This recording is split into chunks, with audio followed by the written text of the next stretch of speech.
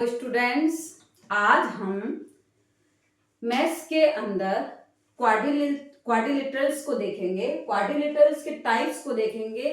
ये क्या क्या होते हैं, इनके टाइप्स कितने हैं, इनमें डिफरेंस क्या है। तो हम इसको आज पूरे विस्तार के साथ में पढ़ेंगे। देखो, इसमें विस्तार के साथ में आपको क्या करना है। सबसे पहले आपको क्वाड्रिलेटरल्स का मतलब पता होना चाहिए। क्वाड्रिलेटरल्स का मतलब होता है फोर साइड से बना शेप, उसको हम क्वाड्रिलेटरल्स बोलते हैं। अब क्वाड्रिलेटरल्स बहुत सारे अलग अलग शेप में है, तो उनके टाइप्स क्या है, किसका क्या नाम है। देखो, शुरू से पढ़ते आए हैं हम। एक तो स्क्वायर, स्क्वायर ये हम पढ़ते आए हैं, और एक पढ़ते आए हैं रेक्टेंगल। हमने क्या पढ़ा है स्क्वायर में? स्क्वायर में पढ़ा है कि इसकी चारों साइड जो होती है वो इक्वल होती है। और रेक्टेंगल में क्या पढ़ा? आमने सामने की साइड इक्वल होती है। आमने सामने की साइड मतलब ऑपोजिट साइड, ये वाली दोनों साइड आपस में इक्वल होगी और ये वाली दोनों साइड इक्वल होगी। ये किसके अंदर होता है? रेक्टेंगल में।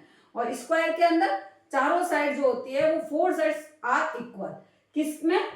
स्क्वायर के अंदर। अब हम इसके आगे चलते हैं। यहां तक तो हम पढ़ते आए हैं। सबसे पहले आ जाता है पैरेललोग्राम। पैरेललोग्राम में क्या होता है, जैसे देखो ये वाला एक शेप दिया है मैंने, इसका नाम दे दिया मैंने ABCD, ठीक है। ये एक पैरेललोग्राम है। इस पैरेललोग्राम के अंदर आपको आमने सामने की जो साइड होती है, ऑपोजिट साइड होती है, वो रेक्टेंगल की तरह ही इसमें भी इक्वल होती है। मतलब ये वाली साइड और ये वाली साइड, मतलब AB इक्वल टू CD, ये वाली साइड और ये वाली साइड, इसका नाम क्या है? BC equal to AD। ये दोनों साइड आपस में इक्वल होती है, लेकिन इसके साथ में एक बात और होती है, ये दोनों आपस में पैरेलल भी होती है। पैरेलल मतलब इनके डिस्टेंस हमेशा इक्वल रहता है। अब ये भी आमने सामने की साइड इक्वल बराबर, इसमें भी आमने सामने की साइड इक्वल बराबर। फिर आपकी दोनों में डिफरेंस क्या? तो देखो, रेक्टेंगल के अंदर हर एंगल 90 डिग्री का होता है। रेक्टेंगल के अंदर हर एंगल 90 डिग्री का होता है, लेकिन पैरेललोग्राम में आपके एंगल एडजेसेंट एंगल का टोटल 180 होता है। एंगल इक्वल होना बराबर जरूरी नहीं है।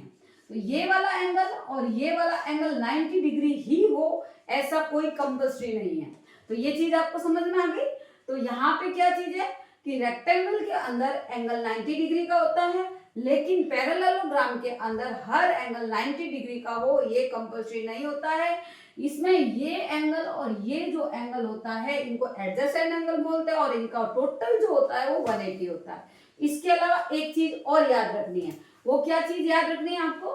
रेक्टेंगल के अंदर डायगोनल्स होते हैं। डायगोनल्स का मतलब जानते हो ना, ये वाले डायगोनल्स होते हैं। इस तरीके से जो हम बनाते हैं, हम इसको डायगोनल्स बोलते हैं। रेक्टेंगल के डायगोनल आपस में इक्वल होते हैं। पैरेललोग्राम के डायगोनल इक्वल हो ये जरूरी नहीं है, इसमें डायगोनल्स अलग अलग हो सकते हैं। तो ये दोनों चीजें आपको याद रखनी है। दोनों का डिफरेंस क्या है? रेक्टेंगल के अंदर 90 डिग्री का एंगल होना जरूरी है, लेकिन पैरेललोग्राम के अंदर हर एंगल 90 डिग्री का हो, ये कोई कंपल्सरी नहीं है। तो ये चीज आपको समझ में आ गई, ठीक है। अब भव्य, आप इधर आओ मेरे पास। अब इन दोनों में आप बताओ, क्या हम रेक्टेंगल और पैरेललोग्राम में आप जो डिफरेंस दे के बताते हैं, तो रेक्टेंगल को हम पैरेललोग्राम बोल सकते हैं या पैरेललोग्राम को हम रेक्टेंगल बोल सकते हैं? रेक्टेंगल को पैरेललोग्राम बोल सकते हैं। पैरेललोग्राम को रेक्टेंगल नहीं बोल सकते, कारण? क्योंकि इसकी जो ये 90 डिग्री के एंगल नहीं होते, इसमें 90 डिग्री का एंगल नहीं होता, इसलिए रेक्टेंगल का तो कंपल्सरी रूल है। क्या रूल है? कि इसके अंदर हर एंगल 90 का होना चाहिए, लेकिन इसमें ये कोई रूल नहीं है, ठीक है। और इसके अंदर दोनों में एक डिफरेंस और बताया। डायगोनल्स के बारे में क्या बताया? इसमें डायगोनल्स इक्वल होती है, इसमें डायगोनल्स इक्वल नहीं होती है। हाँ, तो ये चीज आपको समझ में आ गई। तो पैरेललोग्राम और रेक्टेंगल ये दोनों क्लियर होते हैं। अब हम चलते हैं आगे। अगला है अपना रोम्बस। देखो, रोम्बस इस तरीके से बना है आपके पास में, सॉरी ये बराबर बनाना है थोड़ा। ये रोम्बस है आपके पास में। ये क्या है? रोम्बस। देखो, रेक्टेंगल हो चुका है अपना, पैरेललोग्राम हो चुका। अब चलते हैं हम रोम्बस की तरफ। रोम्बस और एक लेते हैं इसके साथ में स्क्वायर। ये है आपके स्क्वायर, हम कंपैरिजन करके पढ़ेंगे। देखो इन दोनों में क्या है, स्क्वायर के बारे में हमने पढ़ा कि इसकी चारों साइड इक्वल होती है, ठीक है पढ़ लिया। और रोम्बस के अंदर भी चारों साइड इक्वल होती है, चलो ठीक है ये भी हो गया। और क्या पढ़ना आपको, स्क्वायर में हर एंगल 90 डिग्री का होता है, हर एंगल 90 डिग्री का, एवरी एंगल आर 90 डिग्री। लेकिन रोम्बस के अंदर हर एंगल 90 डिग्री का हो ये कोई कंपल्सरी नहीं है।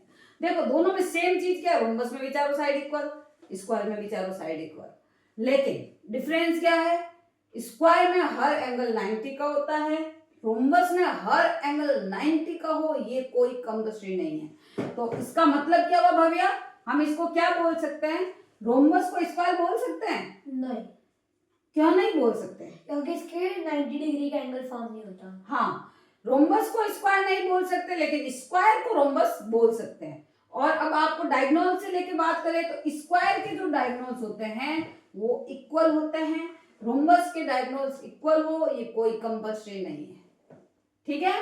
तो रोम्बस अभी अपन ने क्या क्या पढ़ लिया, पैरेललोग्राम, रोम्बस, रेक्टेंगल और स्क्वायर, ये चारों अपने हो चुके हैं। अब हम आगे चलते हैं ट्रिपेजियम की तरफ।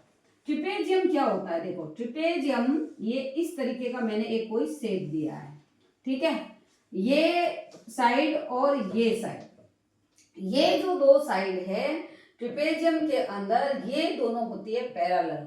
पैरेलल का मतलब समझते हो, जिनके बीच का डिस्टेंस हमेशा इक्वल रहता है, ये इक्वल नहीं होती आपस में। अब ये आपको बड़ी दिख रही है, ये आपको छोटी दिख रही है, तो ये आपके बराबर होना जरूरी नहीं है, लेकिन ये पैरेलल होती है। पैरेलल जैसे मैंने यहाँ नाम दिया ए बी सी डी, तो ये ए बी और सी डी आपस में पैरेलल होती है, लेकिन ए बी और सी डी का बराबर होना कोई जरूरी नहीं है, ठीक है।